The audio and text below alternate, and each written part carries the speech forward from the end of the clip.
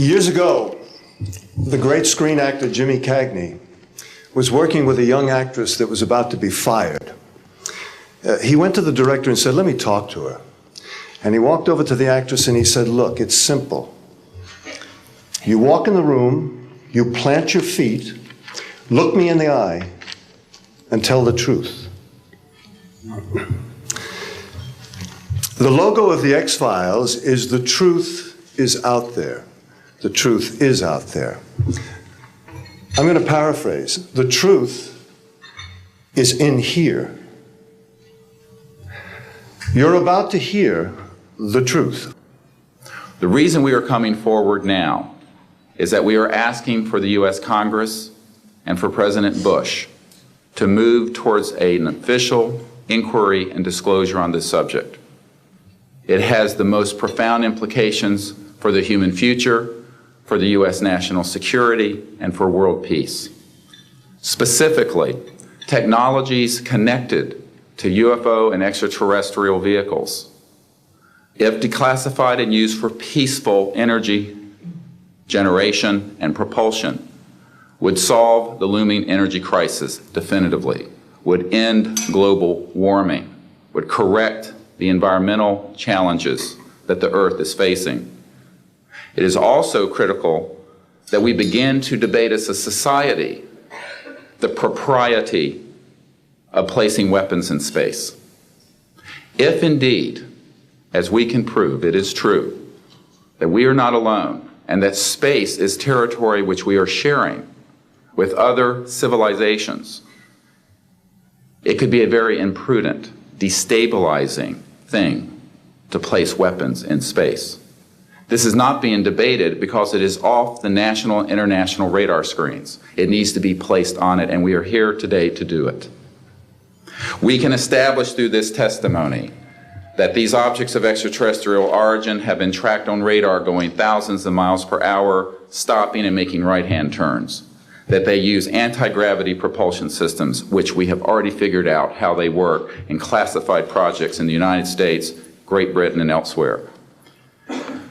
That these objects have landed on terra firma, at times have been disabled, and have been retrieved specifically by teams within the United States, that extraterrestrial life forms have been retrieved and their vehicles have been taken and studied thoroughly for at least 50 years. We can prove through the testimony and documents that we will be presenting that this subject has been hidden from members of Congress and at least 2 administrations that we are aware of, presidential administrations, and that the Constitution of the United States has been subverted by the growing power of these classified projects, and that this is a danger to the national security.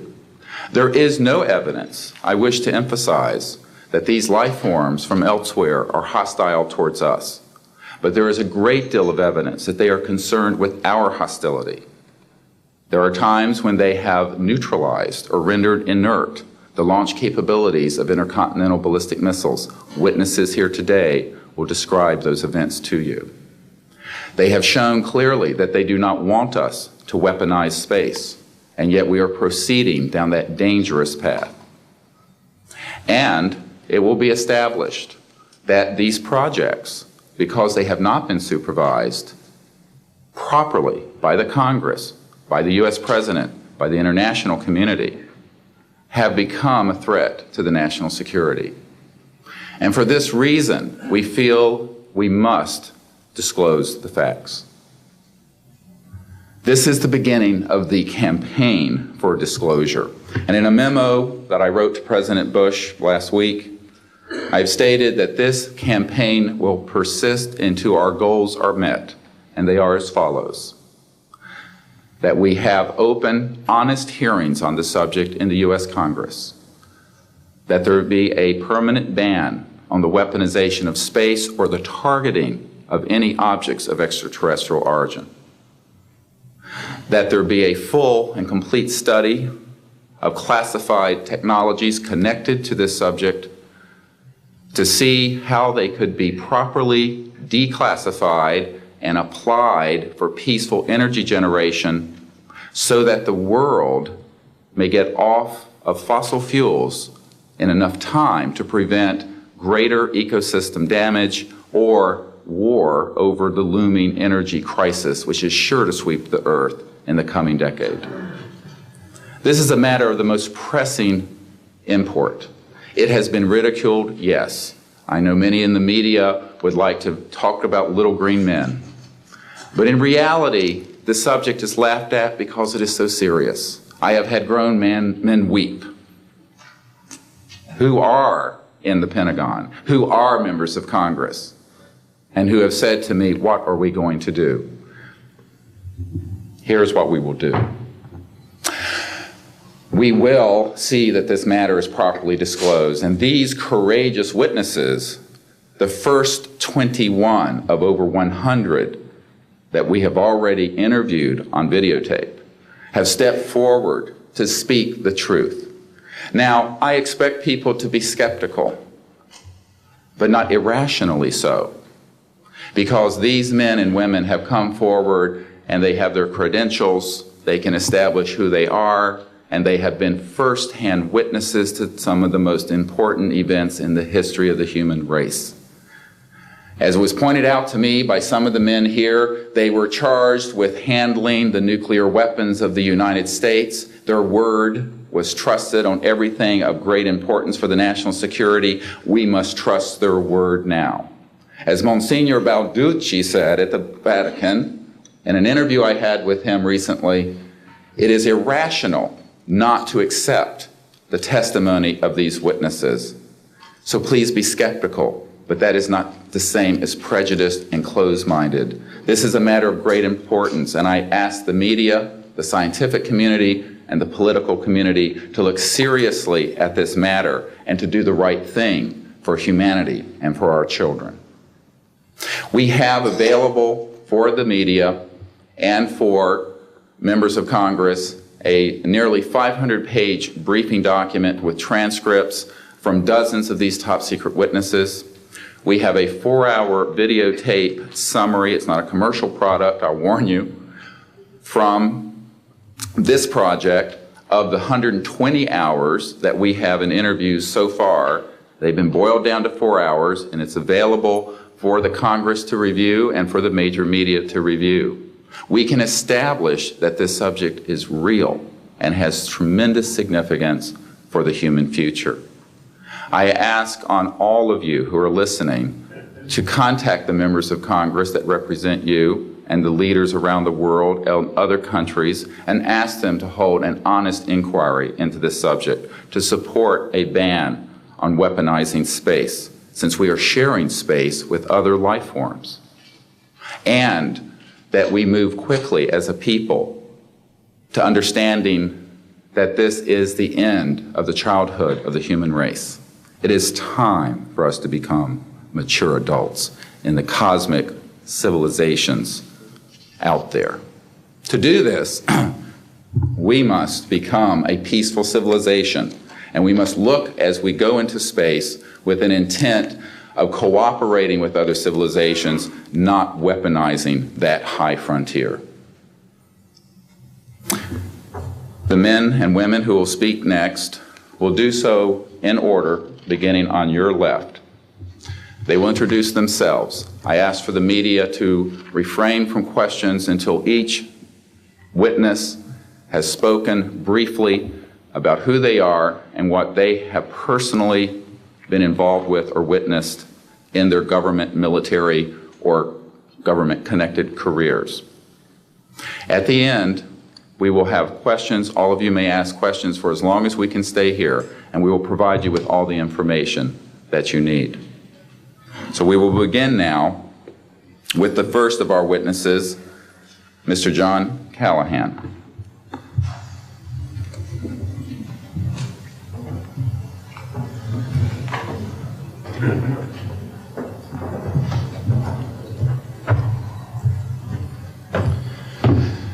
My name is John Callahan. I'm a retired FAA employee. I was the division manager for the Accidents Evaluation and Investigation Division in D.C. About 2 years before I retired, I received a call from Alaska region where the region wanted to know what to tell the media. When I questioned, tell the media what, he says about the UFO, and it went downhill from there. What UFO? It turned out I told him what any government employee would do at that time was to tell him it's under investigation. And then I had him send all that data to the FAA's tech center in Atlantic City. The next day, my immediate boss, service director, Javi Safir, and I went to Atlantic City. I had just purchased a new video camera, and I videoed the event.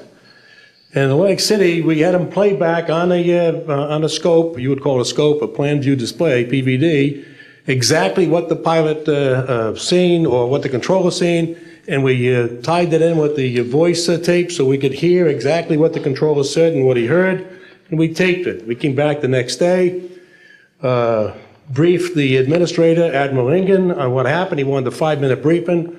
After we started the briefing, he wanted to know if he could see the video. We put the video on. He watched the video, the whole video.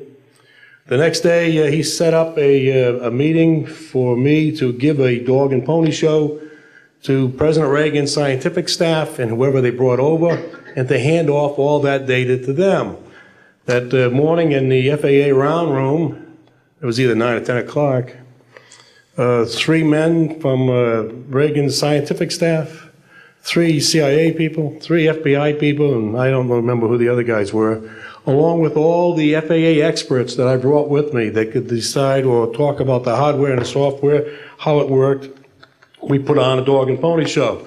We let them watch the video. We had all the data there. We had all the printouts that the computer put out. They got all excited over it. When it was all done, the CIA, one of the CIA men told the people they were now sworn to secrecy, that this meeting never happened and this event never happened.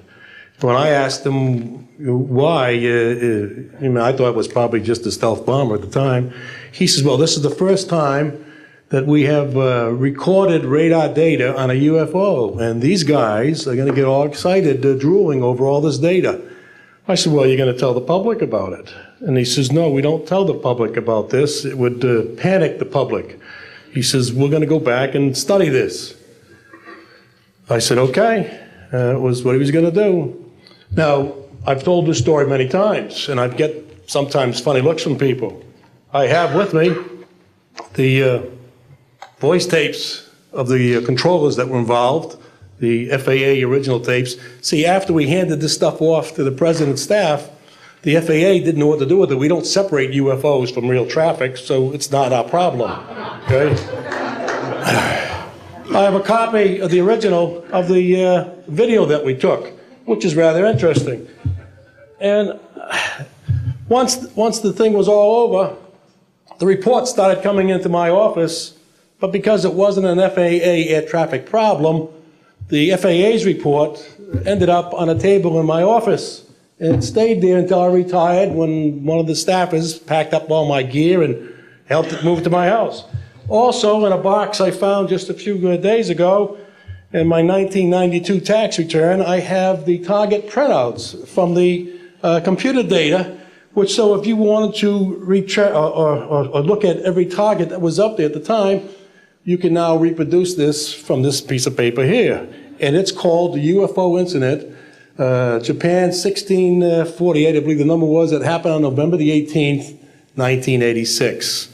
I'm prepared to go to Congress, to swear before Congress that everything I've told you people and everything that is here is the truth. Thank you.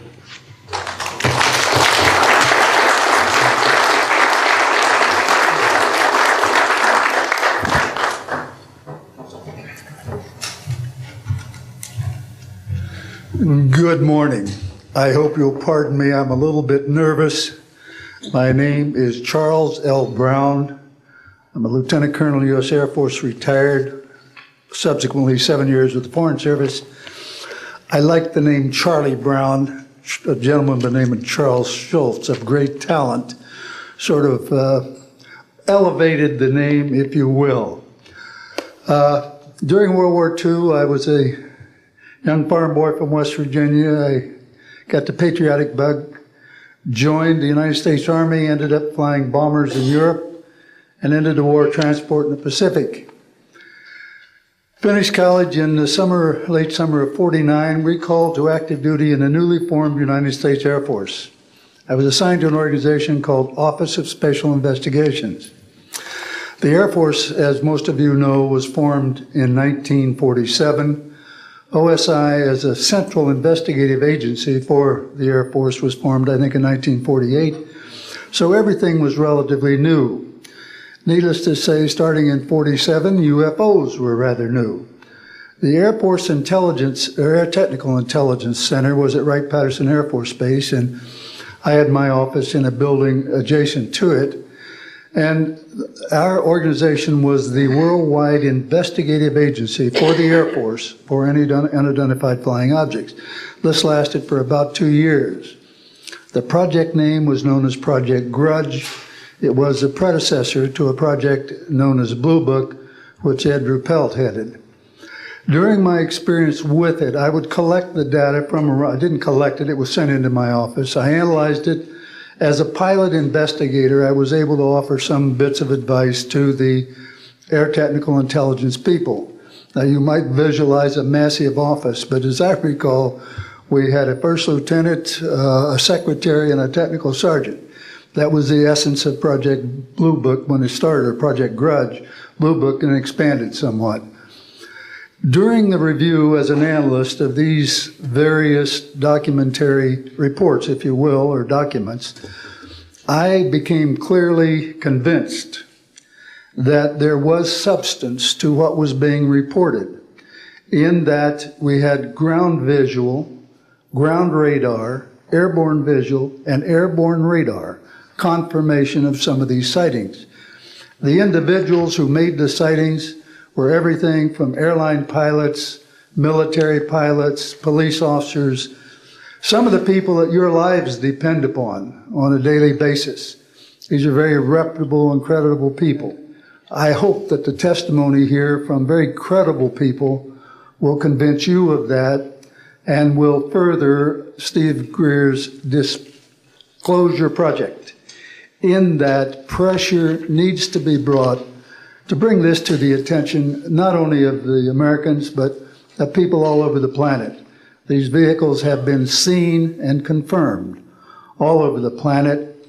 I am willing to sign a sworn statement or testify to my judgment and to what I have observed. Such things do exist.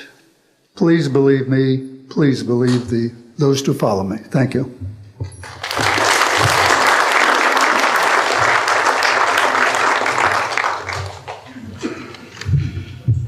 My name is Michael Smith.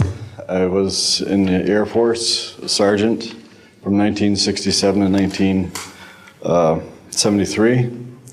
I was aircraft control and warning operator. While I was assigned to Klamath Falls, Oregon, in early 1970, I arrived at the radar site and they were watching a UFO on a radar that was hovering at about 80,000 feet.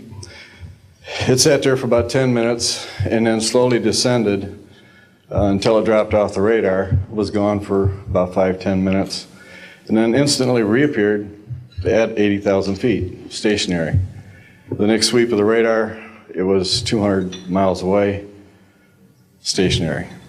It hovered there for about 10 minutes and redid the whole cycle twice more.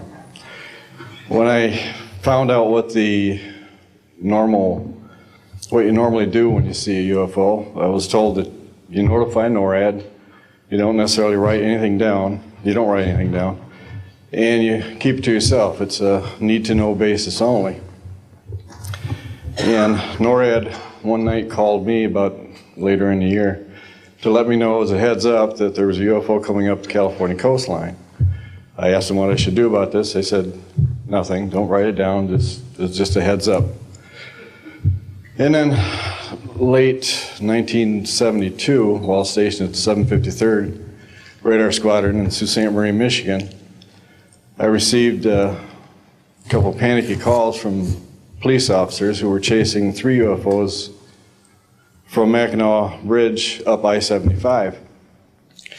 So I immediately checked the radar, confirmed that they were there, called NORAD, and they were concerned because they had 2 inbound B-52s going to Kinslow Air Force Base. So they diverted them because they didn't want any proximity of the 2. And that night I answered many calls from the police department, sheriff's department and stuff. And my standard response was that there was nothing on radar. And I will testify to this under oath to a congressional hearing.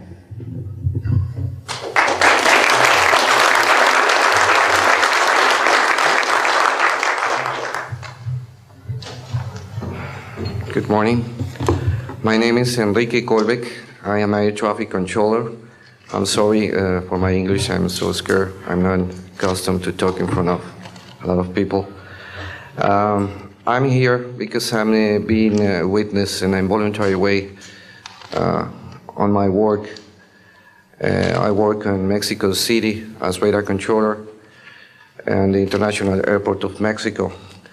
And I'm going to give an example about this science that we have in Mexico for several years, and this issue happens a lot of times on my country, unfortunately. For example, March 4, 1992, we detected 15 objects west side of the Toluca Airport, that is very close of our international airport at 50 miles, more or less. Then July 28 of 1994, we have almost a collision or something that we can name in that way with an international flight, domestic flight of Aeromexico 129, commanded by the pilot Raimundo Cervantes Ruano, that has a trash or something about in his main landing gear in the right leg. That's occurred at 10:30, more or less. Then, in the next week, the same year, in the same moment, the Aeromexico Flight 904 has another almost collision that was reported for the pilot Corso, the Capitan Corso, at 11:30 in the morning, and we detect that object on a radar.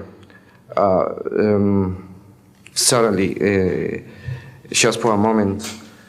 Then, in the next week, we have a lot of sightings reported by the pilots that give us information about the weird traffic or something, bright lights, and different times, and we detect some of them in that week.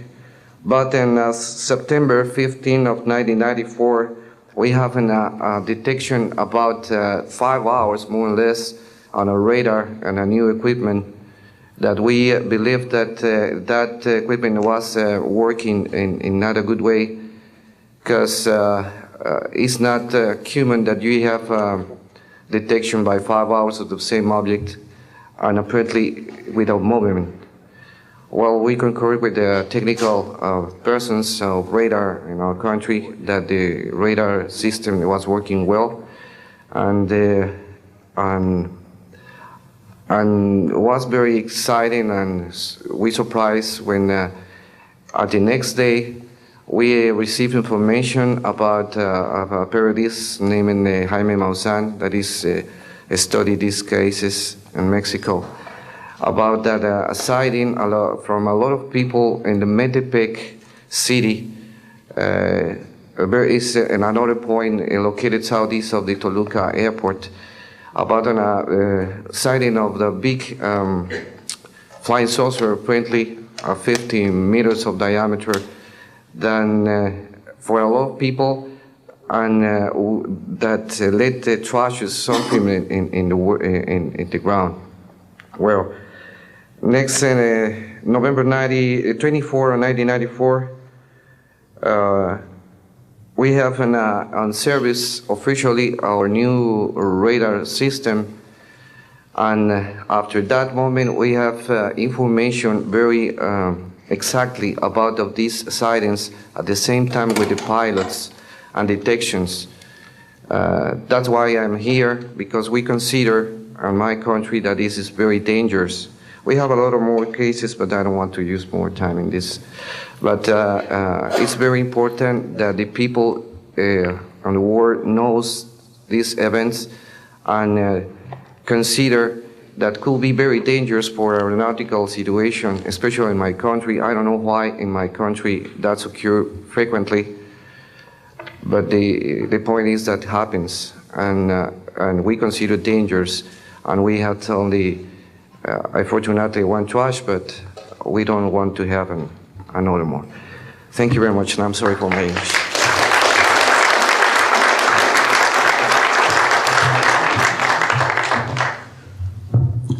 My name is Graham Bethune. I'm a retired Navy commander, pilot, had a top secret clearance. 50 years ago, February the 10th, 1951, I was flying from Keflavik, Iceland to Argentia, Newfoundland. It was at night, it was dark. About 300 miles outside of Argentia, I saw a glow on the water, like approaching the city at night. As we approached this glow, it turned to a monstrous circle of white lights on the water. We watched this for a while. The lights went out. There was nothing on the water. Next thing we saw was a yellow halo, small, much smaller than whatever it was launched from. And that was 15 miles away, up to our altitude. Because of the trajectory, I disengaged the autopilot, shoved the nose over to try to go under this thing. At that time, I heard a noise underneath. I thought maybe it hit us. It was actually some of the crew members ducking, and they collided, and a couple of them were injured. Then it appeared over to the right and moved out slowly and flew with us. It was still not at our altitude, but we could see the shape of it. It had a dome. We could see the coronal discharge. I went back aft, let the other pilot, Al Jones, take my seat to see what the passenger's reaction was. Came back to the cockpit, told him not to report anything simply because what the psychiatrist had said to me, maybe they would lock us up. So basically, the instruments in the cockpit, we had 4 or 5 failures. In the area of magnetic compass, the electromagnetic effect, an area of directional finders, and this type of thing. The craft was tracked by radar in excess of 1,800 miles an hour. It never did get to our altitude. We had 31 passengers, plus the psychiatrist and the crew members that all cited this at different areas. When we landed at Argentia, Newfoundland, we were interrogated by the Air Force, an excellent interrogation, Captain Paulson. When we landed at the Naval Air Test Center here at Patuxent River, we were required by Navy intelligence to make out individual reports. Out of the National Archives, I have the 18-page official Navy and Air Force report. I've made up a report to straighten out all the truth. There's a stack of books out there this high that have written all of this up. So the truth is here. I will testify under oath before Congress that everything that I have said is true.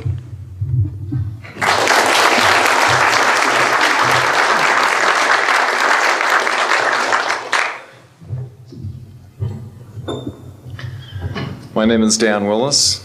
I was in the United States Navy. I held a top secret crypto level 14 extra sensitive material handling security clearance. I worked in the code room at the Naval Communications Station in San Francisco. In 1969, I received a priority message from a ship near Alaska that was classified as secret.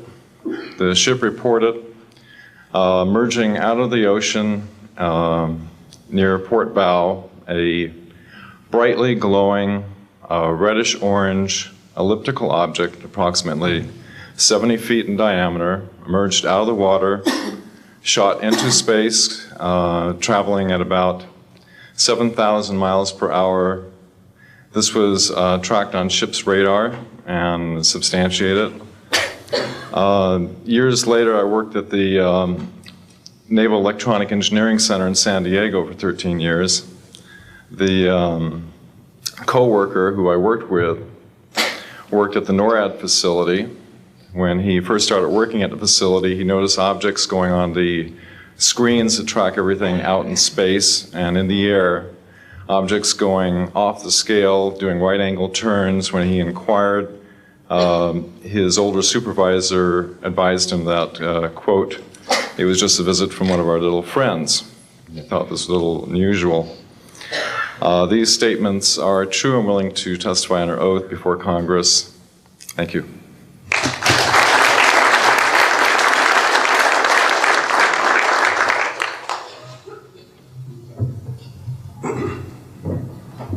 My name is Don Phillips. I was in the United States Air Force and had worked with certain intelligence agencies of the United States government. Prior to my Air Force, prior to joining the Air Force, I worked for the famous Lockheed Skunk Works. And I was working for them when I was attending college, and I worked for them in the capacity as a design engineer. It was one of my proudest moments of my life to work with a man by the name of Kelly Johnson. A lot of you might be familiar with that. It turns out that the models of aircraft that we were building, as you know, were all classified, were in the deep black, and that I came in on the end of the U-2 project. My main project was known later as the SR-71. The SR-71 had a predecessor. It had a special model built for the CIA, and that those models were one passenger, one pilot special aircraft in order to get from one place to another very, very quickly. Now these SR-71s, as we know them, the Blackbird, are the type of aircraft that are still classified in a sense as far as the altitude that it flies at and also the speed records that it holds. I'm very proud to say that this aircraft played a big part in helping to end the Cold War. The aircraft, the predecessor aircraft, there's strong evidence to suggest that perhaps these aircraft had a different role once in the air. Each pilot, and I knew a few of them, each pilot had an assignment before they took off, okay? They learned about the assignment immediately prior to takeoff, and there's strong evidence to suggest that there was a dual role in that they were monitoring some type of traffic to and from planet Earth. This can be verified at a later point. This was, I'll jump into my military experience. My first field assignment for the United States Air Force was at Las Vegas Air Force Station.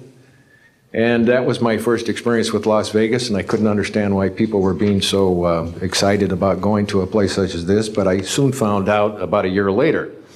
Nellis Air Force Base is located there. Nellis is a major training center for different types of special aircraft and fighter aircraft, one of the premier training sites for pilots all around the world.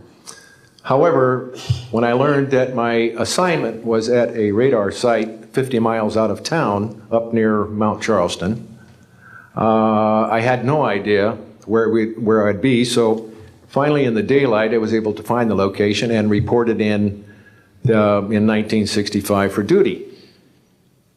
In 1966, early in the morning, about 1 to 2 a.m., I was staying there on base, and our barracks were at about 8,000 feet. I heard a lot of commotion. You know, at that altitude, sound carries tremendously. And I thought, well, it's early in the morning, it's summertime, and there is it's very warm, and maybe I should get up and take a look. I didn't really want to, but I got up and took a look, walked up to the main road up near my office, which was the commander's office. I was on the commander's staff, Lieutenant Colonel Charles Evans. And I was saying, who's making all this noise? Who's making all this noise at this time of the morning? So when I got within about 50 yards of the 4 or 5 people that were standing there, one being the chief of security, they were looking up in the air, and I says, gee, their heads are all looking at the same direction. Well, I looked up to the west, northwest, And to my amazement, there were lights flashing around the sky, moving at anywhere from what seemed like 2,400 to about 3,800 miles per hour. Now, the fact that we're taking an estimate from a distance, you know, we figured, well, this is quite something. However, we continued to watch these darting lights go across the sky and stop, absolutely stop, come to a dead stop, and reverse in an acute angle their direction, and then proceed on in sort of, they were traveling so fast that you could almost see a pattern left by, if you are computer people, when you move a mouse real quick across the screen, you see a little bit of a tail. Well, that's exactly the way these 6 or 7 craft worked. After 5 minutes of watching these things, they all seemed to group up to the west, northwest, okay? They started to come in on a circle. But what I would like to point out is that where they were putting on their display in the north-northwest sky, just directly east of that is what is known as Area 51. Area 51 is a AEC name, okay? Atomic Energy Commission. That was the old name for Atomic Energy Commission. We knew it as the Groom Lake Flight Test Facility in the Air Force. And it was where we tested our aircraft after we got the prototype made from the Skunk Works. So here are these, let's get back to the circle in the sky. What they did was coalesce and started rotating in a circle, and then they disappeared. Well, I thought, gee, this is something that we have to keep quiet, and that was verified by the Chief of Security. But we waited there and talked it over for a little bit, and it seemed like, I think it was an hour. Then came the radar people from the scopes, which were at 10,000 plus feet, came down for their dinner at 2 o'clock in the morning. And the first person off the bus was a good friend of mine, Anthony Kesar. He said, he was white as a sheet, and he says, did you see that? Yeah, we all said, yeah, it was a nice display. What a show. He says, we documented them on radar. And he says, we didn't give them clearance. We just, the standing order was let them fly through the radar beam. He says, we documented 6 to 7 UFOs. Now, we don't know who was guiding those, but they were certainly intelligent. And we don't know where they landed because they coalesced and disappeared. So I will say at this point, to keep it short, that I will testify under oath as to what I say is true, and I will do so before Congress. Thank you.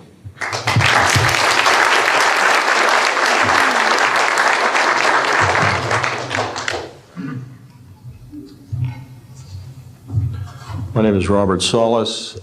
Contrary to what it says on the card, I was not a lieutenant colonel in the Air Force. I was in the Air Force active duty after I graduated from the Air Force Academy in 1964 until 1971 and separated as a captain. In March of 1967, I was stationed at Malmstrom Air Force Base, Montana, as a missile launch officer, Minuteman missiles. On an early morning of March 16th, 1967, I got a call from my security guard, primary security guard upstairs. We had about 6, as I recall, flight security airmen upstairs. I was downstairs 60 feet underground in a capsule monitoring and controlling 10 nuclear-tipped Minuteman missiles. I got a call that morning that they were seeing strange lights flying in the sky. I disregarded that call, told them to call me when something more significant happened. I got another call subsequent to that call, and this time it was a more intense tone in the guard's voice. It was very clearly very frightened. He said there was a bright, glowing red object hovering outside the front gate. It was oval-shaped. He had all the other guards out there with their weapons drawn. Right after that call, I woke up my commander, who was on a rest period, Fred Mywald, a retired colonel now. and told him about the phone calls. As I was telling him about the phone calls, my weapons started going down, one after the other. They went into a no-go condition, what we call a no-go condition. They were unlaunchable. We lost somewhere between 6 and 8 weapons that morning within minutes of having received that second phone call of a UFO hovering outside the front gate. Again, that morning, after reporting it to the command post, we were informed that a very similar incident happened at Echo Flight. I was at Oscar Flight. They lost all 10 of their weapons under similar circumstances, very similar circumstances, where UFOs were sighted over the launch facilities. They had maintenance crews and security crews out there that had spent the night, and they were reporting UFOs over those sites. And the commander of that flight was Eric Carlson. He also separated as a captain, and the deputy commander was Walt Fiegel. They retired as a lieutenant colonel. We have those witnesses that I just mentioned, the names I just mentioned, have spoken of this event before, and they will back up this story. We also have documentation that I received through FOA requests from the Air Force outlining the Echo Flight incident and including in that documentation a reference to UFOs.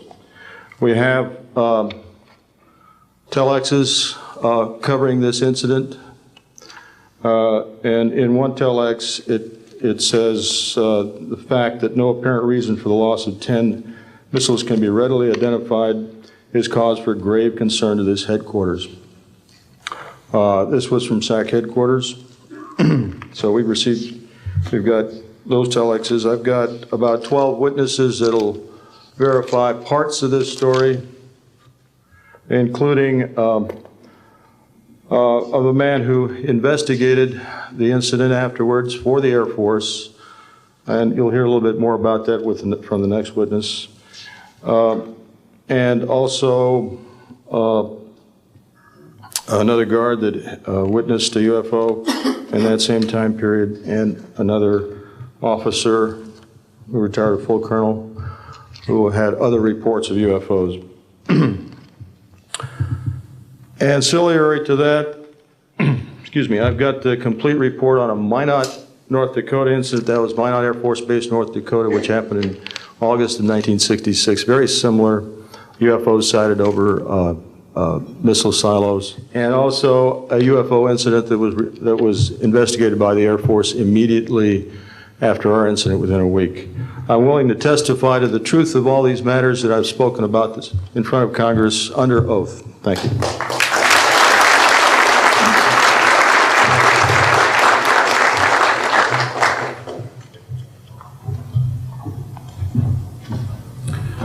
Good morning. My name is Dwayne Arneson.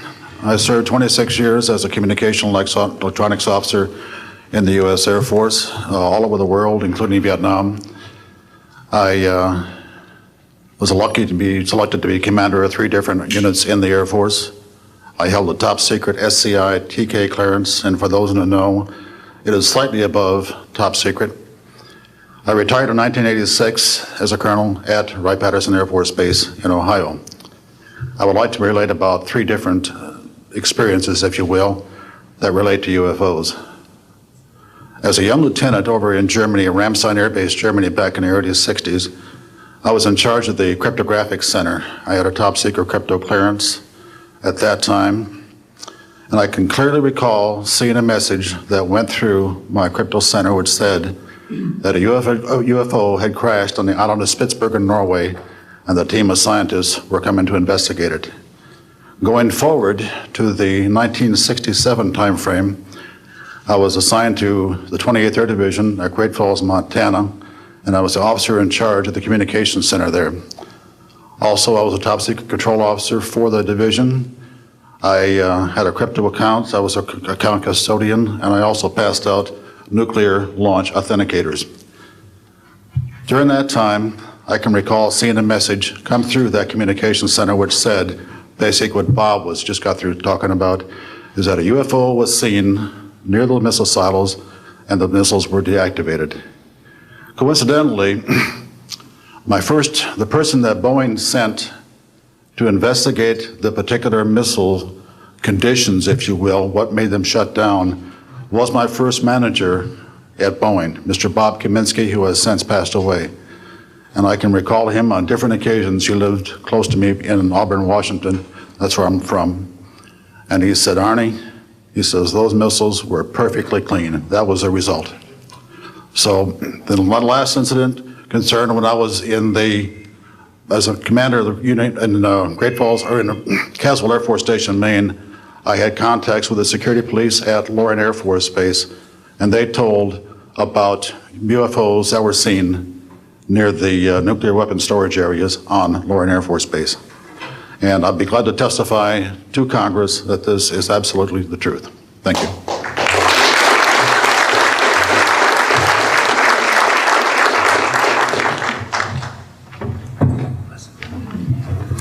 Good morning. My name is Harlan Bentley. During 1957 and 1959, I was a PFC in the United States Army, stationed north of Washington, D.C. on the Nike Ajax missile base close to Olney, Maryland. In May, this month of 1958, about 6 a.m., I heard a noise outside that sounded like a pulsating transformer. I sat up in my bunk, I looked out the window, I saw a craft heading for the ground and crashed. Pieces broke off of that craft, immediately took off again. So there's a lot more to that story, but I've got to speed this up. Now, the next night, I was on radar duty. I get a call from the Gaithersburg missile base. He says, hey, I got 12 to 15 UFOs outside, 50 to 100 feet above me. So I asked him, I said, what does it sound like? He took his head mic off, held it out the van window, and said, here. And the same sound I heard the previous morning, except a lot more of them. So my radar was on standby, so I immediately turned it on and got the blip just outside of the ground clutter. I marked it on my radar screen. And then for a few minutes later, all of a sudden they took off. As they took off, the sweep came around, hit the blip. The second, and when it came around, it hit it again. That blip was 2/3 away off my radar scope.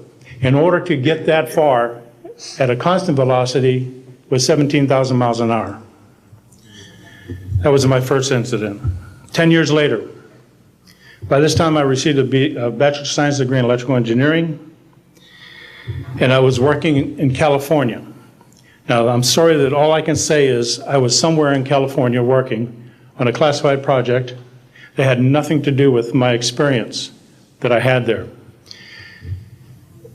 As I was working, and it was like 2 or 3 in the morning, California time, I heard a Houston astronaut communication link, comlink. I didn't pay much attention to it until I heard the word bogey. Of course, my ears picked up immediately. An unidentified flying object of some sort, whether it's a craft, meteorite, or whatever, was on a collision course with that module going to loop around the moon. So basically, I listened for some time, and then I stopped and went back to work. And then I heard, there they go. In the astronaut world, some of you may not know this, there's a term called green turtle. And it used to be, I don't know if it is today or not, but it used to be is you're not allowed to use profanity over the net. And the first person that does that, whoever hears it first and says green turtle, that astronaut's got to buy that man and his entire family a dinner at the most expensive place at Cape Canaveral. Well, to end this real quick, one of them said, damn, they went off, the UFOs took off. He says, damn, that was fast. And somebody yelled, green turtle. And then he said another word, a synonym to crap. And then somebody else yelled, green turtle. And you could see him he grit his teeth because now he had to buy 2 expensive meals. And my particular experience, I will testify before Congress if necessary and explain exactly what happened. Thank you.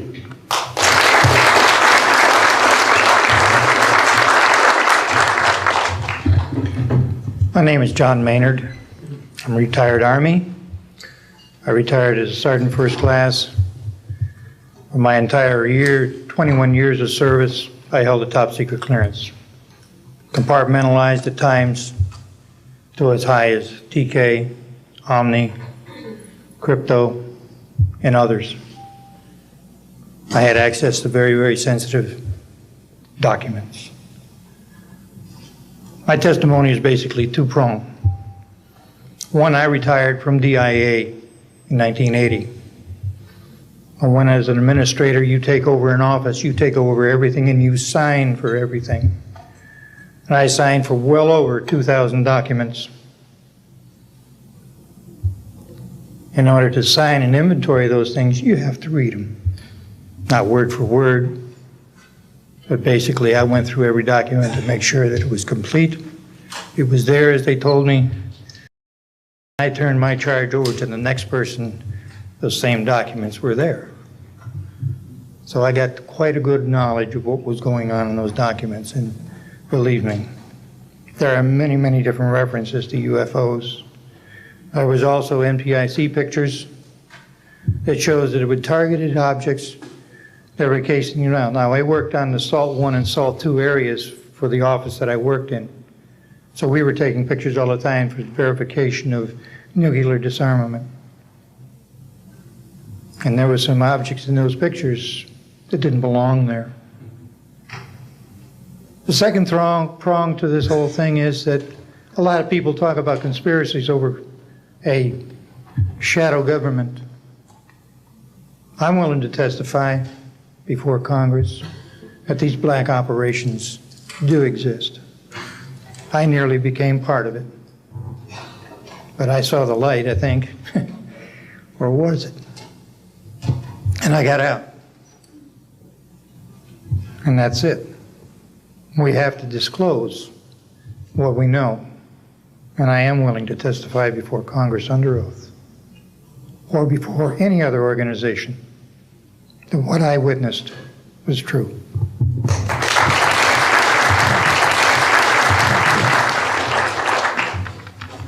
Good morning.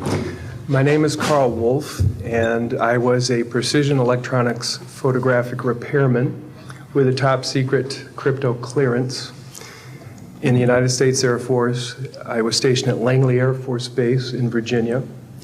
In 1965, in mid-1965, I was loaned to the Lunar Orbiter Project at NASA on Langley Field. Dr. Colley was in charge of that project. They had problems with a piece of electronic equipment that was bottlenecking their production of photographs. I went to the facility, and when I walked into the facility, there were scientists from all over the world. I was stunned, actually, to see people at a NASA project from all over the world. It didn't make any sense to me initially.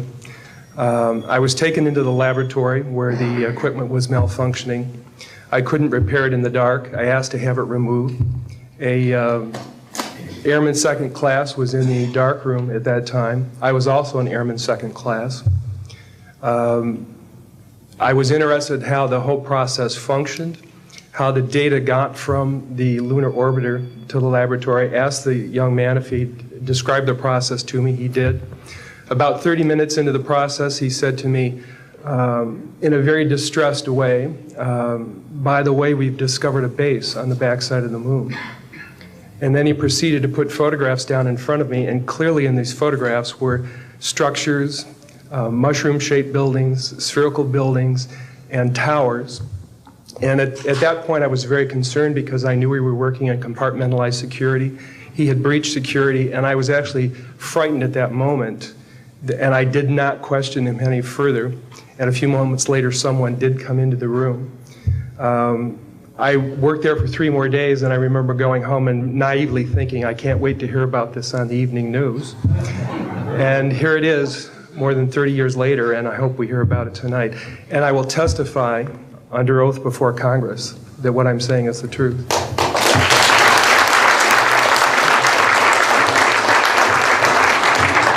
Thank you, Carl.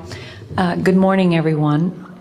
My name is Donna Hare, and I worked at Philco Ford Aerospace from 1967 to 1981. During that time, I was a design illustrator, draftsman. I did the launch slides and landing slides, and also projection plotting boards, lunar maps for NASA. We were a contractor, but most of the time I worked on site, excuse me, in Building 8. I had the opportunity to do extra work during downtime, which was between missions, and I walked into a photo lab, which was the NASA lab across the hallway. I had a secret clearance, which is not that high, but I was able to go into restricted areas, which this was. At the time, I was talking to one of the techs in there, and he drew my attention to a photograph, a NASA photograph. It had a dot on it, and I said, what is that? Well, he drew my attention to it, and I said, is that a dot on the emulsion? And he said, and he's smiling, and he has his hands crossed, and he said, round dots on the emulsion don't leave round shadows on the ground. And this was an aerial photograph of the Earth, I'm assuming the Earth because it had pine trees on it, and the shadows of the craft or whatever it was were in the same angle as the trees. And by its very nature, UFO, and I wanted to clarify that to a gentleman that was talking to me, means unidentified. So I did not know what this was. But I realized at this point that it's very secret, that it was kept secret, because I asked him, what are you going to do with this piece of information? And he said, we always airbrush these out before we sell them to the public. So they're pesky little creatures appearing on this photograph they wanted to get rid of. After that, I decided I would ask questions to other people that work there. And I found that I had to ask them away from the site and not on site. A guard told me that he was asked to burn some photographs and not to look at them. And there was another guard guarding him, who was in green fatigues, watching him burn the photographs. And he said he was too tempted. He looked at one, and it was a picture of a UFO, and he was very descriptive. I can go into that later with anyone. He immediately was hit in the head, and he had a big gash in his forehead. He was knocked out, and he's terrified, so he would have to be protected. Another incident, I knew someone in quarantine with the Apollo astronauts. He told me that the Apollo astronauts saw craft on the moon when we landed, and that is what he told me. And he also was afraid. He said that the astronauts are told to keep this quiet. They're not allowed to talk about it. So I do want to let you know that I worked out there for a number of years, and I ran into this. So it's not something everyone knows that works out there for a long time. My boss didn't know about it. Some people that sat right next to me didn't know about it.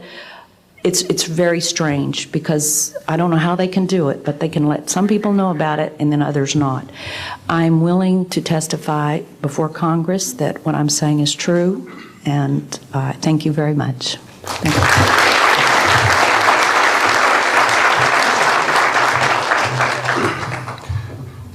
Good morning, ladies and gentlemen, and members of the press. My name is Larry Warren.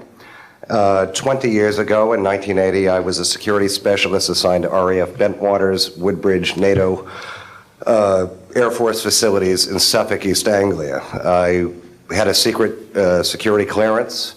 I guarded our backline nuclear weapons that were stored there at the time, without the knowledge of the people of Great Britain. I went through a portion of a 3-night UFO event where objects made incursions over our WSA, fired pencil-thin beams of light into them, and adversely affected the ordnance, possibly. These objects were on the ground on 2 different nights. Potentially, there was another life form seen. This is an unpopular truth. These events were of extreme defense significance to not only Her Majesty's government, but this government as well, and they are still shrouded in secrecy. They are very complex. They are very vast. This is more about a human rights issue than just a UFO issue. 20 years ago, this room would be empty. I see a turn in history. This is history in motion, but unfortunately it's history with a security classification. I would be more than honored to swear under oath that I experienced what I did, I saw what I saw. These events produced not only, after numerous denials by this government, a memo by Lieutenant Colonel Charles Holt, our deputy base commander, which reads like science fiction. It also produced, years later, an on-site audio tape he made as these objects performed their feats and did what they did and violated airspace. These events are of extreme defense significance. I hope my brothers in arms that went through these events will be given immunity at some point and be able to join us here. It is an honor to share the stage with all of these people. And I think for all our children, my son Dennis, God bless you, son, we can change the world.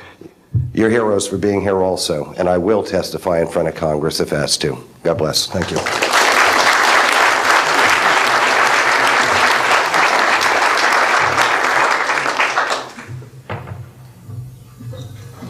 Hi, my name is George Filer III.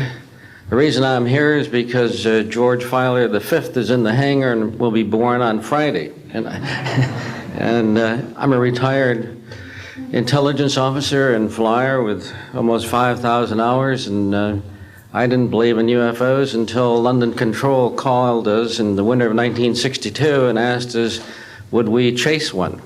And we said, sure.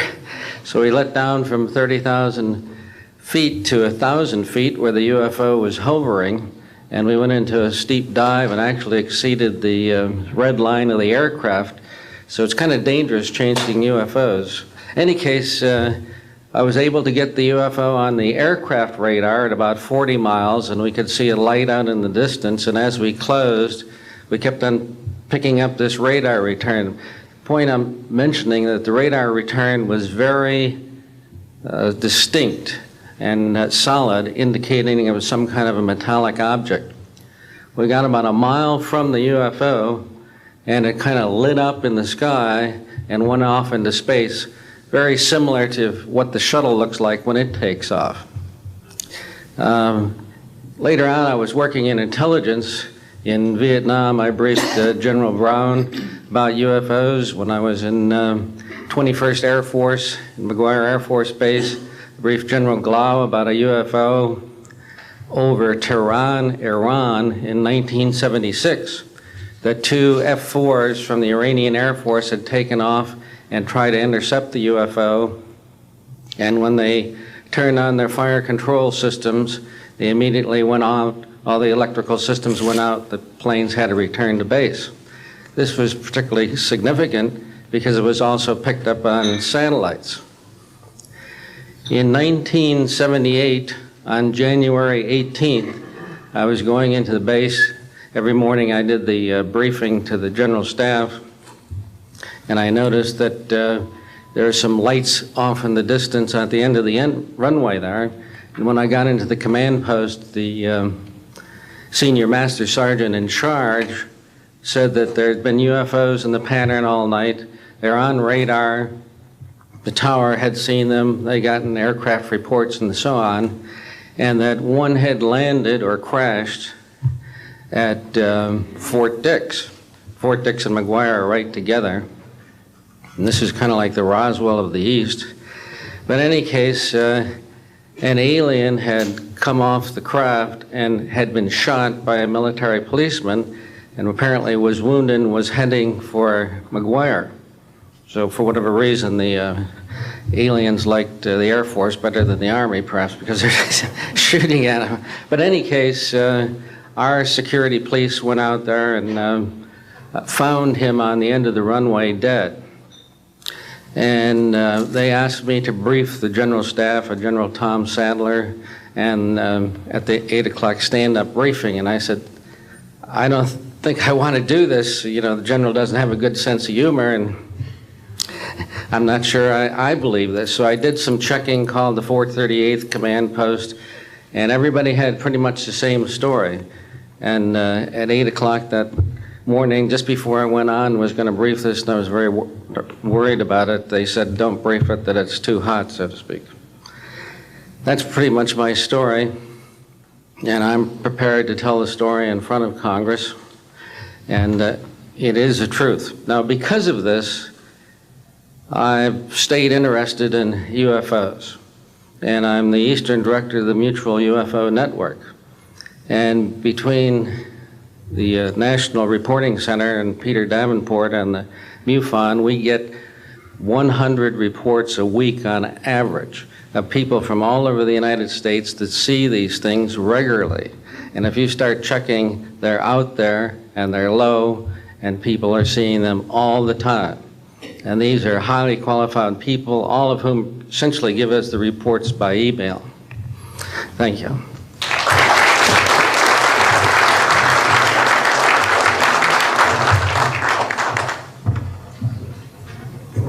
Morning, ladies and gentlemen. My name's Clifford Stone. I was a Sergeant First Class, United States Army.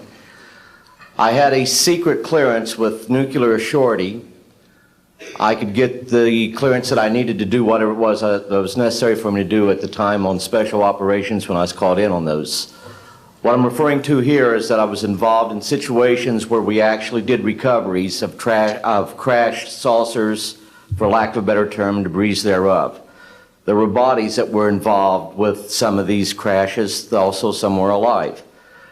While we were doing all this, we were telling the American public there was nothing to it. We were telling the world there was nothing to it. I'd like to go into detail on some of the cases about the nuts and bolts cases right here, but I will be available if you have any questions concerning my involvement in this. You can talk to Dr. Greer to arrange for me to get to talk to you. But the whole situation is, we've set back, we've told the American people that there's no such thing as UFOs. I've been involved where we have recovered these objects. We know them to be of extraterrestrials. In 1969, I had an event that happened to me while I was stationed at Fort Lee, Virginia. We went to Indiantown Gap, Pennsylvania. That would be my first exposure to any time that we would be recovering an unidentified flying object. When we went there, we already had people that was already in the facility. We were a backup team, which was supposed to be NBC because there was supposed to be some nuclear materials that was on board this craft.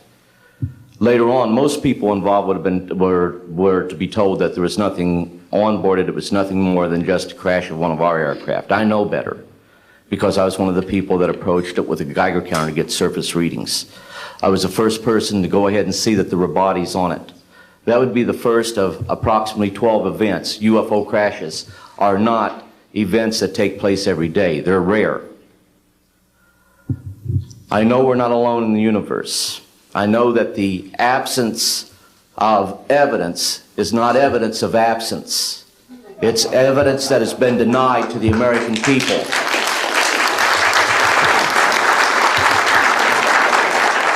I stand before you today in my almighty God, and I tell you this.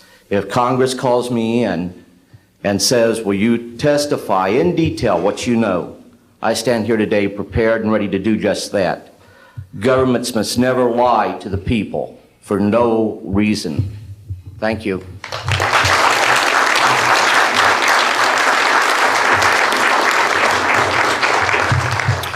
Good morning.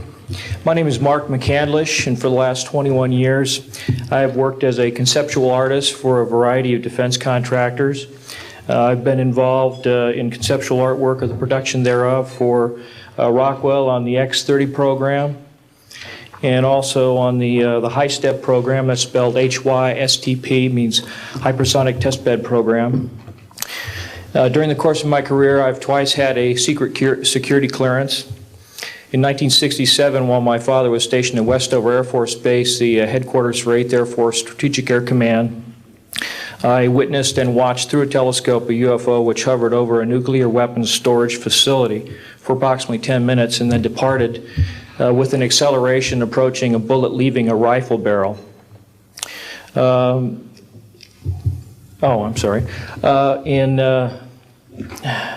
1988, in November, a college buddy of mine, an associate by the name of Brad Sorensen, informed me that he had personally witnessed 3 flying saucers at a very large hangar at Norton Air Force Base during the course of an air show that was held on Saturday, November 12, 1988. I subsequently called my congressman from that district. I called his office. This was Congressman George E. Brown, Jr., who at the time was the chairman of the Congressional Committee on Space Science and Advanced Technology. I naturally assumed that since this presentation that Brad talked about was for top military brass and certain congressional individuals, that his office must have coordinated this with the local Air Force Office of Public Affairs. A male staff member in Congressman Brown's office not only confirmed the exhibit, but the fact that there were 3 discs at that exhibit. These discs were hovering off the floor without any visible means of support. They were referred to as alien reproduction vehicles, also nicknamed the flux liner because they used high voltage electricity. Let's see. To keep things short, this is a diagram that I made based on a sketch that Brad Sorensen did for me in rough form shortly after he had his sighting, and subsequently cleaned that drawing up and made it much more accurate. And that's the drawing that Dr. Greer is holding there now. Later on, I obtained photographs that were taken in 1967 by a military pilot, Harvey Williams, flying a C-47 for the Air Force at 12,000 feet, approximately 25 miles southwest of Provo, Utah. This particular vehicle matches the so-called ARV in all proportions and respects in terms of the detail of the shape of the craft. And this was photographed, as I say, in June or July of June of 1967. I later spoke to a gentleman by the name of Kent Sellen that I met at an air show at Edwards Air Force Base in 1992, the first unveiling publicly of the B-2 bomber. He indicated to me that in 1973, when he was a crew chief working on experimental aircraft at Edwards Air Force Base, that he had unintentionally wandered into an area where there was a classified aircraft, namely the ARV. He described it in detail, and he added other details to the account concerning the configuration and the operation of the vehicle that Brad Sorensen was not aware of. Subsequently, Brad Sorensen met with the famous aeronautical designer Burt Rutan, gave him a copy of this blueprint which you've just been shown. Mr. Rutan felt that it was a joke and put it on his wall as kind of a joke.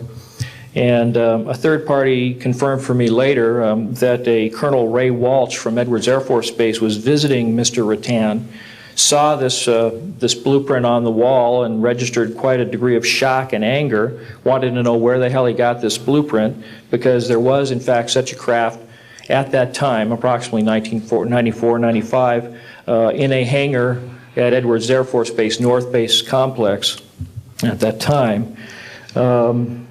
Subsequently, I've done a lot of research on this product, this vehicle.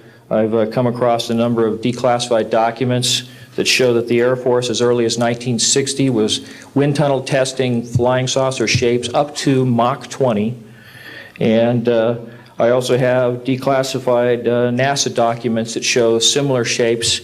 In fact, this is the document here that more or less details the wind tunnel testing up to Mach 20. This is the NASA document right here that was declassified, and it shows a variety of spherical and lenticular shapes that were flight tested up to, or I should say, wind tunnel tested up to Mach 6.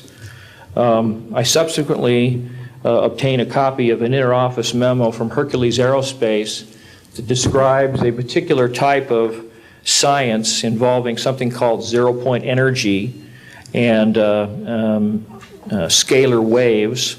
According to Brad Sorensen, this is the basis of the technology for these anti-gravity propulsion systems. This particular document here describes 6 different meetings involving the Defense Intelligence Agency and cooperative efforts with the Russian scientific community in investigating this, what is called the fundamental enabling technology that was originally discovered apparently by Nikola Tesla in the early 1900s. Anyway, I could provide you much more detail at a later time, and I am prepared to testify in detail concerning these events and their truthfulness before Congress. Thank you very much.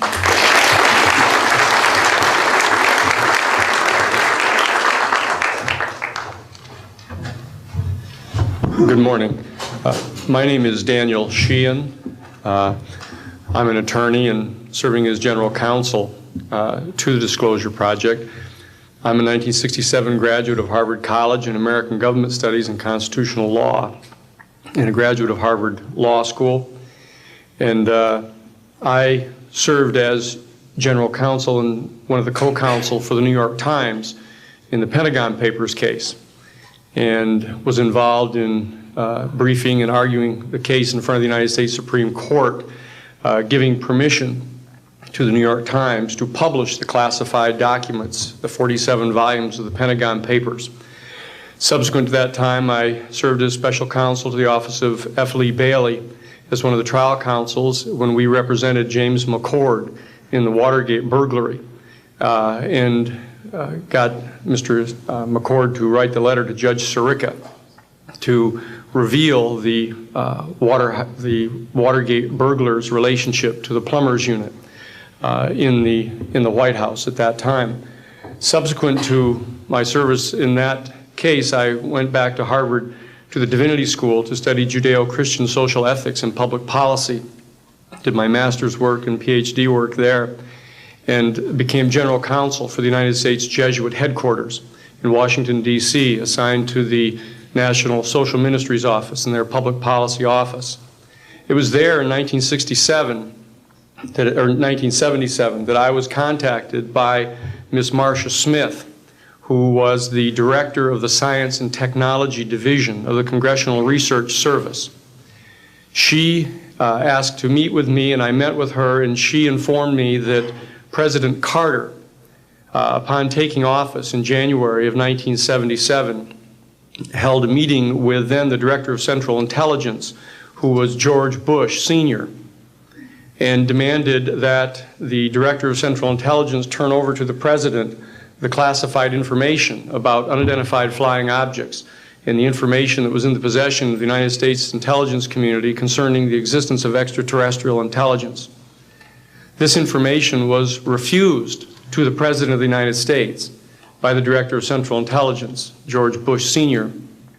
The Director insisted that the President, in order to have access to this information, needed to have clearance to contact the Congressional Research Service, to contact the United States House of Representatives Science and Technology Division, to have them undertake a process to declassify this information, because the DCI suspected that the President was preparing to reveal this information to the American public. The Congressional Research Service Science and Technology Division, under the directorship of Marcia Smith, was contacted by the House Science and Technology Committee and instructed to undertake a major investigation of the existence of extraterrestrial intelligence and the relationship of the UFO phenomenon to this. I was contacted by Ms. Smith and asked, in my capacity as General Counsel to the United States Jesuit Headquarters, National Social Ministry Office, to see if we could obtain access to the Vatican Library, to obtain the information that the Vatican had with regard to extraterrestrial intelligence and the phenomenon of the UFOs. I pursued that with the permission of Father William J. Davis, the director of the National Office, and we were refused access as the United States Jesuit Order to the information in the possession of the Vatican Library. When I reported this to Ms. Smith, she then later subsequently asked me to participate in a project which I can go into some detail during the question and answer period or later to individuals, pursuant to which I was given access to, as a special consultant to the United States Library of Congress Congressional Research Service, to the classified portions of the Blue Book project of the Air Force.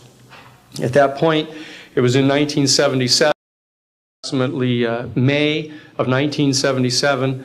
I went to the Madison building of the United States Library of Congress. There was no one in the building at that time. It was brand new. I was directed to a basement office where there were two guards at the door and a third sitting at the table who took my identification, verified that I'd been designated as a special consultant to the Congressional Research Service of the United States Library of Congress, and was admitted to the room.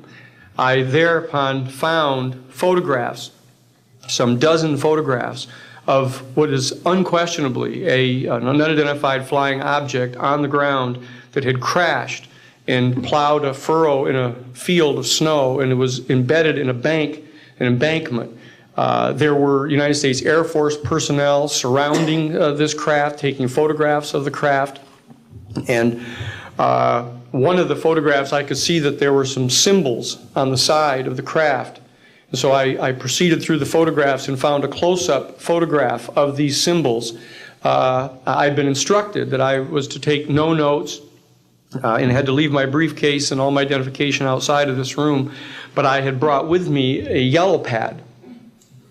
And so what I did is I opened up the yellow pad and refocused the overhead camera onto the same size as the cardboard backing of the yellow pad, and I physically traced the copies of the symbols on the side of this craft, closed the yellow pad back, put the microfiche back into the canister, reclosed the box that I had, and I said, it is time for me to leave. And I took this and proceeded to leave the office, at which point the security guards stopped me, and one of them said, "What is that you have there, Mr. Sheehan?"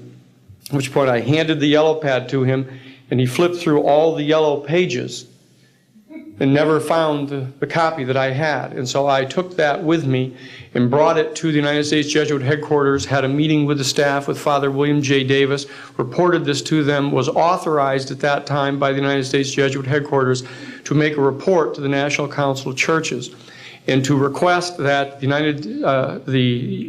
entire 54 major religious denominations of our country undertake a major study of extraterrestrial intelligence, which they declined to do. I was subsequently asked to deliver a 3-hour closed-door seminar to the top 50 scientists of the Jet Propulsion Laboratory of SETI, the Search for Extraterrestrial Intelligence, which I did do in 1977. I'm more than happy to testify under oath to these details to the United States Congress, and would be happy to meet with any members of the press at that time. You may recall I also served as chief counsel to the Karen Silkwood case, in which we obtained the rulings in the Karen Silkwood case. I also served as chief counsel in the Iran-Contra case. It was the first one to testify before the United States Congress to the existence of the off-the-shelf enterprise of Richard C. Cord and Albert Hakim. I'll be more than happy to share the details of what I believe to be the relationship between this off-the-shelf enterprise and the secret government which is concealing this information from the American public. And I am happy and proud to serve as general counsel to the Disclosure Project. Thank you very much.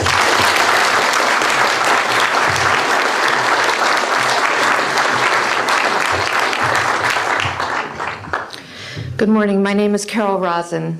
In 1974, after being a 6th grade school teacher, I was introduced to the late Dr. Wernher von Braun, in the U.S. the father of rocketry. In my first meeting with him, during that first 3.5 hours, he said to me, "Carol, you will stop the weaponization of space."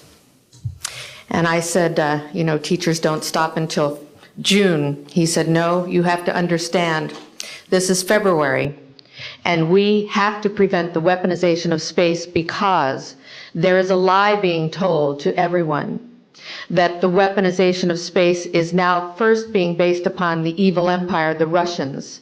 There are many enemies," he said, "against whom we're going to build this space-based weapon system. The first of whom was the Russians, which was existing at that time. Then there would be terrorists. Then there would be third world countries. Now we call them rogue nations or nations of concern. Then there would be asteroids." And then he would repeat to me over and over, and the last card, the last card, the last card would be the extraterrestrial threat. Well, at the time, I kind of laughed when he said asteroids, and when he said extraterrestrials, I knew I wasn't going to deal with that subject. And now we hear on the news just today, this week, that they've slid in another enemy. Only this time we're going to protect our satellites. In other words, we have to have some reason to spend these trillions, to waste these dollars on a space-based weapons system, and they're all lies. This is a system, he told me, that would never protect anyone. Even back then, he talked about suitcase bombs. He talked about chemical, viral, bacterial, biological warfare, that these space-based weapons would never protect us against. And then he told me that, in fact, if you travel around the world, which I did after he died in 1977, I met with people in over 100 countries who were friends. They didn't want to build space-based weapons. I became a space and missile defense consultant. And I worked with people around the world. I became an advisor to the People's Republic of China. They don't want to build a space-based weapons system. And he told me back then that they didn't. He said, go to Russia. They're considered to be the enemy. I got on a plane by myself. When I got to Russia, I had a list of people that I had read out of the newspaper. Chernenko was in office then. He was the only one I didn't get a chance to meet. They introduced me to everyone when I got there. And when I got back, I said, oh my Lord, this man is telling the truth. There is no threat. And I've been waiting until this day for 27 years, and I'm expecting the spin to happen, because he also explained to me that as a military strategist, as a person who worked on the MX missile, which I did later, he said, you will find that there is going to be a spin to find some enemy against whom we have to build space-based weapons. And now we should expect the spin, because he said part of the formula for the intelligence community is if they might have a weapon, then we have to consider that they do have these weapons. So now they do have these weapons, so now we have to build these weapon systems. And that's the formula, except that it's all based on a lie. And we have witnesses here today that have shown you that these extraterrestrial beings, that these craft that have come here are now not UFOs, they're identified flying objects, and we know that they have beings in them. And we have witnesses here who have told you that they can shut down our missile silos, they can stop a rocket going into space that's a test. We have witnesses here who have worked in the classified departments, who have the courage to come forward here to support what Wernher von Braun told me back in 1974 to 77. And I will testify before the Congress that when I founded the Institute for Security and Cooperation in Outer Space, which I shut down a few years ago because I didn't believe we had a chance with this huge, integrated around the world, complex weapon system, that we had any chance at all of transforming that war industry into a space industry that could provide benefits, like Dr. Greer has said, of global warming. We can end that situation of that problem. We can end the energy crisis. We can build now non-polluting technologies. Wernher von Braun used to tell me that we could have cars back then that drove around off the ground. He described this to me on beams so that we have no pollution on this planet. And we can solve the problems of the people that are urgent and potential, and the other animals and the other cultures on Earth and in space. And we can end the arms race without dislocating the industry jobs, without disrupting the economy, by transforming, Wernher von Braun told me, the war industry into a global cooperative space industry that will provide, he said, finally, more jobs and profits on this planet than during any hot or cold wartime, more products and services that can be applied directly to solving the problems of this planet. And we can have a whole planet now that lives in peace on Earth, with all the cultures on Earth and with all the extraterrestrial cultures in space. And these are words that Wernher von Braun told me in 1974, and I will testify before the Congress under oath about everything I have said and more. Thank you.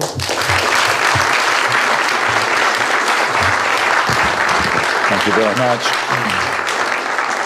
I'd like to thank each of the witnesses and for your patience. We're running about 50 minutes late, and I do apologize for that. I want to emphasize that all of these witnesses each could speak for probably anywhere from 2 to 5 hours about what they have witnessed. We were trying to give you a snapshot.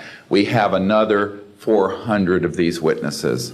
I have carried this burden for 8 years. I'm now giving it to you, the American people and the people of the world, to take it forward. What I'd like to do now is open the audience for questions from the media.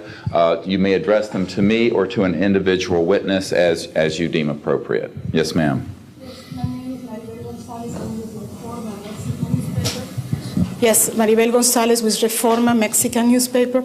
I have 3 questions. One is, if yes, I wanted to know if there are laws in this country that in some way allowed this kind of secrecy or not. And then I wanted to know if there's a need to change any kind of law. And the next one I wanted to ask you, if you may, is who is profiting from this secrecy that maintains in secret the solution to the energy crisis? I mean... Well, let me get to those, okay, quickly, because we are short on time. First of all, I think initially there was an appropriate national security apparatus in place in the 40s during the Truman and also Eisenhower years. By the late Eisenhower years, we have a testimony from Brigadier General Stephen Lubkin, still a practicing attorney, that by the late Eisenhower years that he had lost control of these projects primarily because of the compartmentalization into the military-industrial complex. Operative word industrial. There are corporations such as SAIC, Lockheed Martin, Northrop, and others that deal specifically with this issue, with advanced energy and propulsion systems connected to UFOs.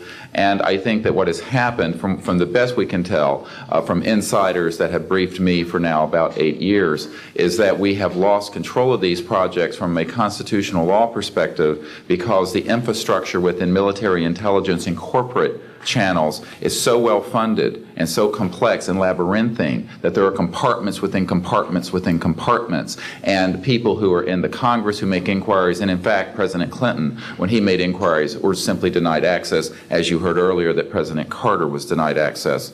On your other question, I would say that in terms of profiting from the status quo, big oil. There are certain geopolitical and financial infrastructures that would not welcome a definitive replacement to the fossil fuels. I will tell you, and we can prove this with other scientists who are ready to come forward, that we already have a complete replacement for any fossil fuels or ionizing nuclear power plants. We don't need them. We haven't needed them. Probably have not needed them since the time I was born. Now, of course, this is a major issue. You're talking a multi-trillion-dollar global infrastructure change. And so this does hit the alarm bells at the National Security Council economics area. However, what is more serious to the national security? Keeping the status quo or letting ourselves go into a global ecosystem collapse and running out of fossil fuels and having massive rolling blackouts, not just in California, but globally. We have got to do something about this, and soon, and that's why we are advocating open hearings in the Congress. Other media, please. Yes, sir. I just want to know if anybody at the UN is looking into this. I personally met with Boutros Ghali's wife, Aliyah Ghali, who said that her husband was quite concerned about this. This was in the 1990s. Since then, we know that there have been other people at the UN who've made inquiries. The problem is the UN has no mandate to deal with this. It needs to be given a mandate from its constituent member nations. And I think that the public and the member nations need to ask that the United Nations get involved with this. This is an international peace issue and an international security issue, and it should be taken up by the UN Security Council, and of course we are recommending that as well. Yes, sir. So I think my question is actually to Clifford Stone. You said that you had seen aliens on a craft that had crashed. I wondered if you could describe what they looked like. I could, but it would probably take a whole lot of time. The reason I state that, when I got out in 1989, we had cataloged 57 different species. You have individuals that look very much like you and myself that could walk among us and you wouldn't even notice the difference, except for some of the things that they might be able to go ahead, even in a dark room, and touch an object and go ahead and identify what color that object might be. They would have a heightened sense of smell, sight, hearing. The situation is that you have various types of what we normally call grays. We didn't call them grays in the military, but you had at least 3 types of the grays. You had some that were much taller than we were. The unique thing that I'd like to point out for the most part is that the entities that we did catalog were in fact humanoid. Now this created a situation where the scientific community was trying to figure out why that would be the case, because you would expect that if life evolved on other planets, that they would take on some type of other being, so to speak, not necessarily look humanoid or be bipedal such as we are. But apparently, we got quite a few of the species out there that are humanoid in appearance, and that creates a question that yet has to be answered by science. Yes, and as I call on you, please state the news agency that you were with. Yes, ma'am. Deanne Divis with United Press International. Could you please address the vehicle that there was a drawing displayed of? Why would this vehicle be on display at an air show? What is the power source that you are asserting is going to be so very useful? And how can you determine that this vehicle is not something that is being developed, by a government agency? In fact, I think that was the testimony. This is an alien reproduction vehicle, and just to be clear, this means that it is based on advanced anti-gravity and zero-point energy propulsion systems. Those are the propulsion systems. They are being manufactured by a consortium of companies that include Lockheed Martin, Northrop, SAIC, and other corporations. They do have superluminal capacity, in other words, faster than the speed of light capacity. I think Mr. McCandlish and other witnesses that he's identified could go into more of the technical physics of it. I'm just a country doctor from Virginia, I tell people, I mean, really. And, but this is actually what is the reason it's called alien reproduction vehicle is that it's based on the study of extraterrestrial vehicles, but it is manufactured by human military intelligence, aerospace contracting arrangements. And this is very important. It means that we, Homo sapiens, have the ability to access this so-called zero-point field of energy, which is the ambient field of energy from which all matter and energy is fluxing, and can access that energy and generate all the power we need to run this planet without fossil fuels or pollution. Do you have any direct evidence, though, that this, I mean, we're talking about the same government that so appropriately named a snooper program carnivore. So just because it's named the alien reproduction vehicle, considering the history and the questions that have been existing for such a long time about flying saucers, I mean, do you know, is there any direct reason to believe that this is actually derived from technology? Any of the witnesses who can attest to that? And how would this, a propulsion system, a rocket engine doesn't necessarily translate into electricity. Can you elaborate on that? Well, the first part of your question, I would say that the testimony of witnesses we have, some of whom are here, others that are not here, but they're in the briefing materials, is that we have studied specifically extraterrestrial vehicles which have been retrieved.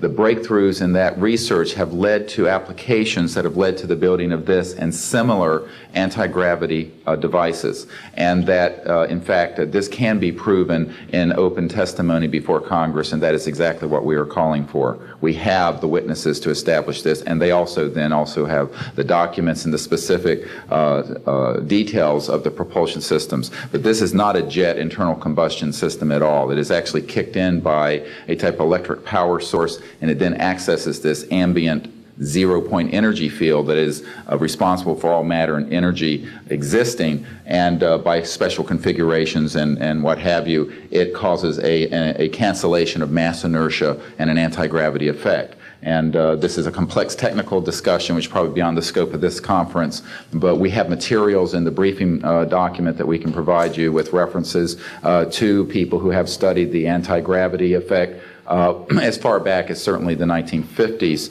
We have one witness who said that his family was connected to the RAND Corporation, and that by the mid-1950s that more money had been spent on anti-gravity propulsion systems than the totality of the Manhattan Project. So yes, we can establish those elements. Other questions? Thank you. My name is Murray Felsher. I publish a newsletter downstairs here called the Washington Remote Sensing Letter that deals with reconnaissance and surveillance of the Earth from space. My question is this. Since 1972, with the launch of Landsat-1, and now with the launch of commercial space imagery, there are some archived, I would say, upwards of 35 million photographs of the Earth from space. And not one of them has shown a flying saucer. Are you suggesting that these have been airbrushed out? We're suggesting that there is a system before the public gets hold of anything that's off of a government-connected satellite. There is a compartmented operation that does indeed sanitize them from this type of evidence. And I think the testimony of the gentleman who was with the Defense Intelligence Agency, Mr. Maynard, Ms. Hare, and others would substantiate that. We have other witnesses who have been involved in projects where such items have been sanitized out. It could also be that if you did a thorough search, you might find a few that slipped through. We obviously haven't had the research dollars to go through all the millions of images that are cataloged to look for them, but we do know there's been a very thorough sanitizing of this. And people should not be naive about the extent to which covert programs using billions of our tax dollars have been able to effectively hide this. This is one of the sort of myths of both the media and the public. It's sort of a Pollyanna myth that we live in a society where such things could not be done. In fact, they are done, and we can prove that they have been done.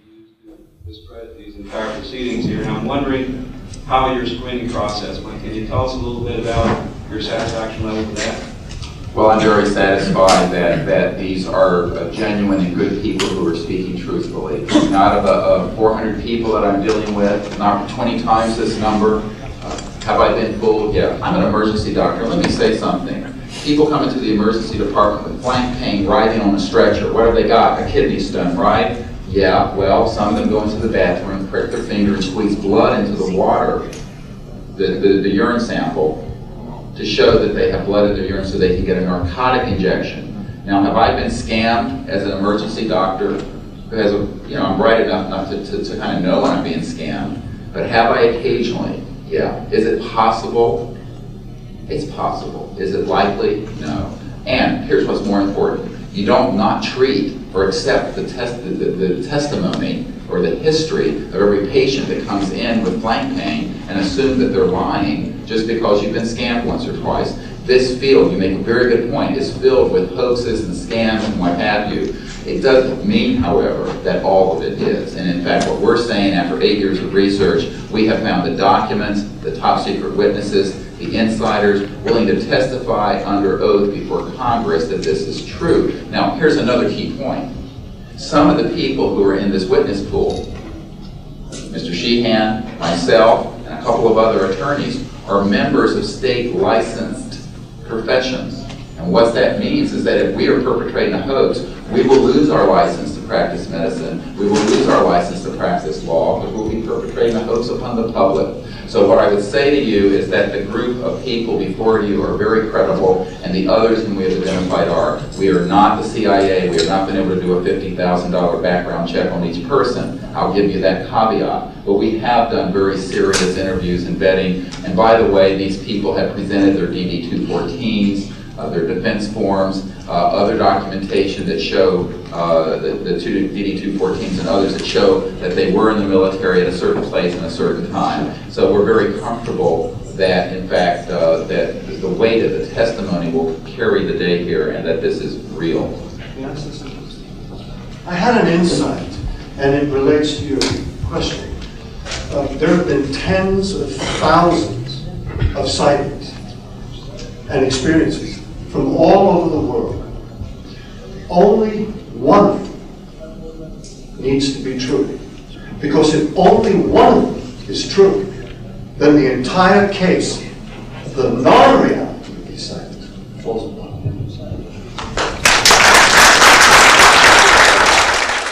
Such evidence out of the public domain, yes.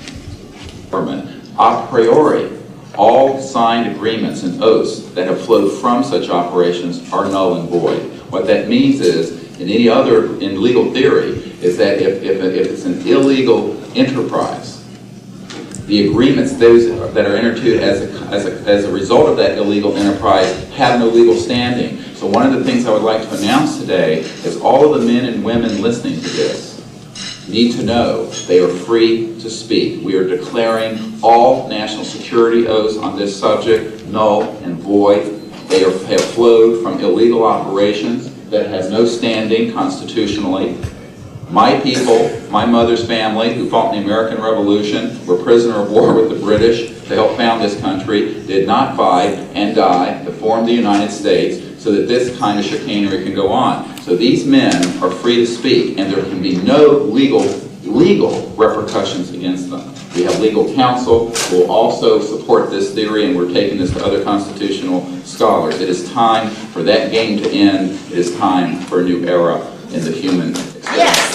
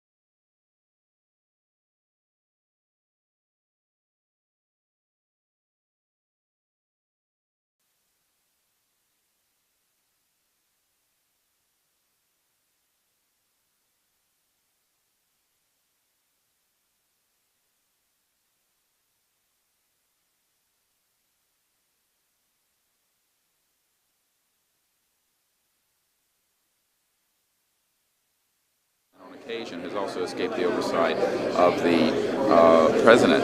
We know for a fact that this has happened. I personally briefed President Clinton's first CIA director on this. I was informed that they had no access to these projects, although they knew they existed. I was told the same thing by the senior investigator for the Senate Appropriations Committee, a man named Dick D'Amato, who in 1994 told me that there were somewhere between $40 and $80 billion a year going into these classified projects, and that he, with a subpoena on behalf of the Senate and a top-secret clearance, could not penetrate them. He told me these were the varsity team of all black projects, covert projects. So this is really serious stuff, and it brings into question, have we gone down the road that Eisenhower warned us about a little too far when he said, beware of the military-industrial complex, that it can escape the checks and balances of our democracy. And I think on this particular issue, it in fact has, and it's time for the Congress to represent the people in this regard and to reassert its oversight of these projects. One last question. When you talk about putting the checks and balances back into place, talk about the passion of these people, if you would. How confident are they? Well, they know what they saw. I mean, these are men ranging from Air Force and NRO officials to people who have been contract agents for the CIA to people who have been pilots in World War II and are heroes of our country, the greatest generation that Tom Brokaw talks about. And so what I have to say to you is that these people know what they saw. They're not going to be speaking about anything except what they directly witnessed. And we're not talking lights in the sky and swamp gas. We're talking people who have actually retrieved extraterrestrial vehicles who are going to be here today. Very good. We'll take one picture of that. That's concrete and that's based on reality. But anyone who does further research in this field will find that they are not hostile. None of them are hostile. They have shown us that they can shut down missile silos and rockets. They have not destroyed us, and they've been here for tens of thousands of years. We know of 50 years worth, more or less, of secrets. We know of major things. And the fact is, what about this hybrid breeding program that keeps being referred to? Well, again, we're not dealing with these kinds of things. We are dealing with credentialed, unimpeachable witnesses here who have worked in projects. We're not dealing with that. We're dealing with what we know. What we know is that these are not hostile entities. I don't know how to explain this to you except that people here, we're all still here. The world is still here. And they have shown us what their technology is capable of doing.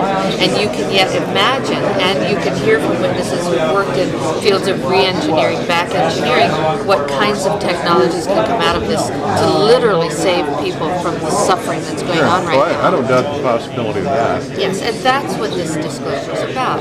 It isn't about these other kinds of stories that you have no proof of and nobody does. And the fact is, we have proof here of what we're saying. Well, they have removed artifacts. Well, again, we're not going to deal with this kind of story, and a lot of that is manufactured also. That's for sure.